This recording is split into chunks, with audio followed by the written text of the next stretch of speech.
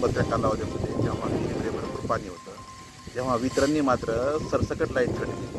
त्यांनी असंही सांगितलं की जर एका डीपीवर समजा वगैरे 10-12 कनेक्शन असतील तर सगळेच कनेक्शनचे पैसे भरल्याशिवाय त्यांनी लाईट चालू केली नाही.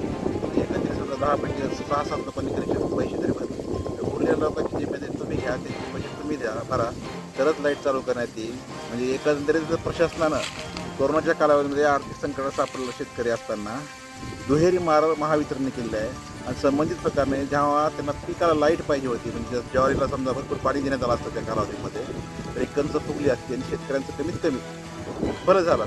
परंतु एकंदरीतच महावितरणनं या ठिकाणी शेतकऱ्यांचं नुकसान केलेलं आहे. आणि संबंधित जर पाहिलं आपण या लोकांना किती मजूर आहेत, ते मजूर त्यांना बाहेर गावांना आणावं लागते. किती मजूर लोकांना म्हणले हे मजूर सध्या 300 रुपये हजेरीने 1,500 रुपये गाडीचं भाडं. म्हणजे कुठून आले हे लोक? भंडारवाडी. म्हणजे सध्या हे पांडुरंगगड हा त्यांच्या शेतामध्ये आहोत आपण मूळपाळी, आणि भंडारवाडी तिथे मजूर आणले. एका महिन्याला 300 रुपये रोज आणि गाडी भाडं 1,500 रुपये, म्हणजे एकंदरीत खर्च आहे. याचा प्रश्न असा पडला की अशामध्ये शेतकऱ्यांनी जगायचं कसं? गाव काय चाललं? ज्वारी काढणी चालू आहे. मध्यंतरी ज्वारी त्या पाण्याला आल्या, विहिरीमध्ये पाणी भरपूर होतं, डेपे कट केला त्याच्यामुळे पाणीच झालं नाही. आता डेप्यात लाईट चालायला लागली तर विहिरीमध्ये पाणी नाही.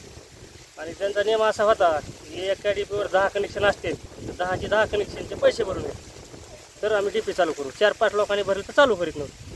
त्याच्यामुळे ते 1 महिना आमचा गॅप पडला पाण्याला, त्याच्यामुळे ही अवस्था झाली यावेळी.